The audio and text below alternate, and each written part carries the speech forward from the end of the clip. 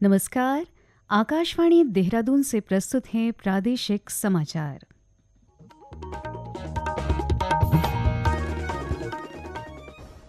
पहले मुख्य समाचार। प्रदेश में त्रिस्तरीय पंचायत चुनाव की मतगणना कड़ी सुरक्षा व्यवस्था के बीच जारी। अब तक 5,600 से अधिक पदों पर परिणाम घोषित। मुख्यमंत्री अंत्योदय निःशुल्क गैस रिफिल योजना के तहत लाभार्थियों को सिलेंडर भरने के लिए धनराशि डीबीटी के माध्यम से दी जाएगी। मुख्यमंत्री पुष्कर सिंह धामी ने प्रधानमंत्री आवास योजना के तहत ईडब्ल्यूएस शहरी आवासों का लाभ लेने वालों का पुनः सत्यापन करने के निर्देश दिए और कैबिनेट मंत्री डॉक्टर धन सिंह रावत ने कहा, प्रदेश के सभी जिलों में एक एक संस्कृत ग्राम जल्द विकसित किए जाएंगे।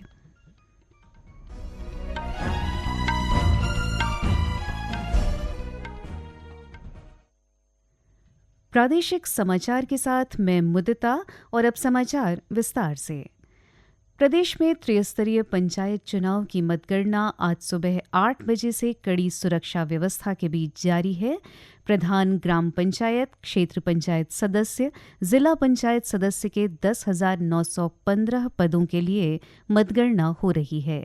अंतिम समाचार मिलने तक 5,600 से अधिक पदों पर परिणाम घोषित किए जा चुके हैं।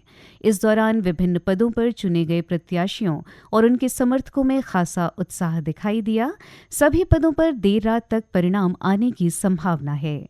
इस बीच सभी मतगणना केंद्रों पर सुरक्षा के कड़े इंतजाम किए गए हैं।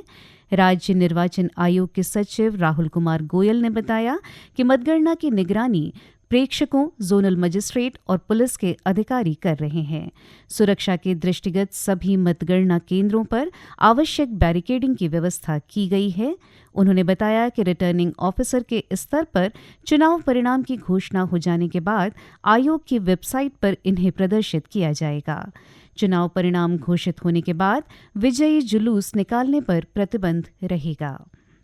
राजधानी देहरादून सहित प्रदेश के विभिन्न जिलों में ज्यादातर ग्राम प्रधान पद पर नतीजे घोषित किए जा चुके हैं, जबकि क्षेत्र पंचायत और जिला पंचायत सीटों के परिणाम आने का सिलसिला भी जारी है। अल्मोड़ा जिले में हवालबाग विकासखंड के दूरस्थ गांव सिकुड़ा से ग्राम प्रधान पद के विजयी उम्मीदवार भरत सिंह मेहरा ने कहा कि वे अपने क्षेत्र के विकास के लिए कार्य करेंगे। मैं अपने क्षेत्र का बहुत बहुत धन्यवाद करना चाहता हूं अपनी ग्राम सभा का, जिन्होंने मेरा साथ दिया, और मैं अपने क्षेत्र का अच्छे से विकास करूंगा और प्रयास करूंगा। अच्छी चीज़ें मैं करूं वहां के, और सारे लोगों का भरोसा जीत के मैं ये चुनाव जीता हूं। बहुत बहुत धन्यवाद आपका। वहीं ऊधम सिंह नगर जिले के रुद्रपुर विकासखंड में शांतिपुरी खामिया नंबर 1 से प्रधान पद पर निर्वाचित दीपा कांडपाल ने कहा कि वे क्षेत्र का संपूर्ण विकास करने का प्रयास करेंगी। मैं अपने गांव के जो बड़े बुजुर्ग, मेरे भाई, मेरे जेठ जी, मेरे जितने लोग हैं, सबका बहुत बहुत योगदान है। मैं जो है आगे गांव में जो है अपने गांव का ऐसा विकास करूंगी कि मतलब ऐसा किसी प्रधान ने ना किया हो, और अगली बार गांव वाले मुझे खुद बोले कि आप प्रधान के लिए खड़े हो। मुख्यमंत्री अंत्योदय निःशुल्क गैस रिफिल योजना के तहत लाभार्थियों को सिलेंडर भरने के लिए धनराशि डीबीटी के माध्यम से दी जाएगी।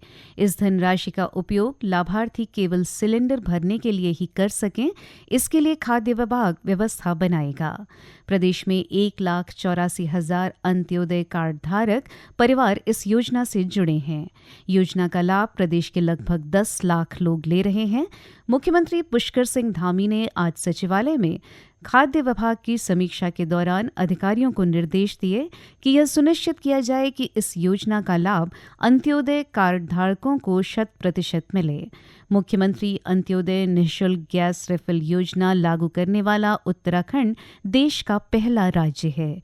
श्री धामी ने राष्ट्रीय खाद्य सुरक्षा अधिनियम के अंतर्गत पंजीकृत सभी लाभार्थियों का डेटा अद्यतन करने के भी निर्देश दिए। उन्होंने कहा कि वरिष्ठ नागरिक और अन्य पात्र लोग बायोमेट्रिक कठिनाइयों के कारण राशन से वंचित न रहें। ऐसे सभी मामलों में ऑफलाइन प्रमाणीकरण या वैकल्पिक प्रणाली से राशन वितरण सुनिश्चित किया जाए। उन्होंने कहा कि one nation one ration card योजना को प्रभावी रूप से लागू किया जाए ताकि किसी भी स्थान से राशन प्राप्त करने में कोई बाधा न हो। मुख्यमंत्री ने फर्जी राशन कार्ड की पहचान कर कार्रवाई करने और लापरवाही या अनियमितता बरतने वाले डीलरों तथा अधिकारियों को तत्काल निलंबित करने के भी निर्देश दिए। ये समाचार आकाशवाणी के देहरादून केंद्र से प्रसारित किए जा रहे हैं। ताज़ा समाचार के लिए आप हमारे सोशल मीडिया एक्स व Facebook page Akashvani news Uttarakhand को फॉलो कर सकते हैं। साथ ही ये समाचार हमारे YouTube channel Akashvani news Uttarakhand पर भी उपलब्ध हैं। मुख्यमंत्री पुष्कर सिंह धामी ने प्रधानमंत्री आवास योजना के तहत EWS शहरी आवासों का लाभ लेने वालों का पुनः सत्यापन करने के अधिकारियों को निर्देश दिए हैं। आज सचिवालय में आवास विभाग की बैठक के दौरान मुख्यमंत्री ने कहा कि यह सुनिश्चित किया जाए कि योजना का लाभ सिर्फ पात्र लोगों को ही मिले। एक रिपोर्ट। मुख्यमंत्री पुष्कर सिंह धामी ने गलत तरीके से योजना का लाभ लेने वालों और देने वालों पर सख्त कार्रवाई के निर्देश दिए। उन्होंने अधिकारियों से कहा कि यह सुनिश्चित किया जाए कि इस योजना के तहत भविष्य में आवासों का आवंटन केवल पात्र लोगों को ही मिले। इसके अलावा मुख्यमंत्री ने प्रदेश के विभिन्न शहरों के मास्टर प्लान के कार्यों में तेजी लाने के साथ ही शहरों की धारण क्षमता का आकलन करने पर बल दिया। उन्होंने कहा कि शहरी क्षेत्रों में प्राधिकरणों द्वारा पारित नक्शों के अनुरूप ही निर्माण कार्य किए जाएं। मुख्यमंत्री ने कहा कि भवन और सोसाइटी निर्माण कार्यों में जल संचयन और हरियाली का भी विशेष ध्यान दिया जाए। श्री धामी ने राज्य के दोनों मंडलों में एक एक नए शहर विकसित किए जाने की दिशा में तेजी से कार्य करने के भी निर्देश दिए। बैठक में प्रमुख सचिव आर मीनाक्षी सुंदरम ने बताया कि आवास विकास विभाग 8 गेम चेंजर योजनाओं पर काम कर रहा है। उन्होंने बताया कि राज्य में बढ़ती जनसंख्या को देखते हुए 191 स्थानों पर पार्किंग निर्माण कार्य किए जा रहे हैं, जिनमें मल्टी लेवल, टनल, सरफेस और ऑटोमेटेड पार्किंग शामिल है। आकाशवाणी देहरादून के लिए समाचार कक्ष से रविंद्र सिंह। कैबिनेट मंत्री डॉक्टर धन सिंह रावत ने कहा है कि प्रदेश के सभी जिलों में एक एक संस्कृत ग्राम जल्द ही विकसित किए जाएंगे। गौरतलब है कि डॉक्टर रावत कर्नाटक राज्य के भ्रमण पर गए थे, जहां उन्होंने शिवमोग्गा जिले के संस्कृत ग्राम मत्तूर का दौरा किया।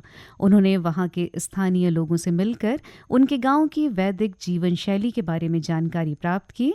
इस संबंध में डॉक्टर धन सिंह रावत ने कहा कि मत्तूर केवल एक ग्राम नहीं बल्कि ये भारत की आत्मा का प्रतीक है।